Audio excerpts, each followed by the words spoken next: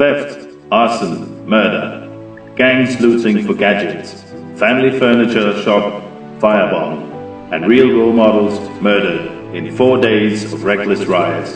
Should we allow our communities to crumble and do nothing? Absolutely not. Help the voiceless victims of violence. Empower nervous neighborhoods to become courageous communities and transform troubled teenagers into responsible, respectable role models. Let's brush off and carry on, because we are not broken Britain, but Britain bouncing back. Guardian angels need you to make a difference.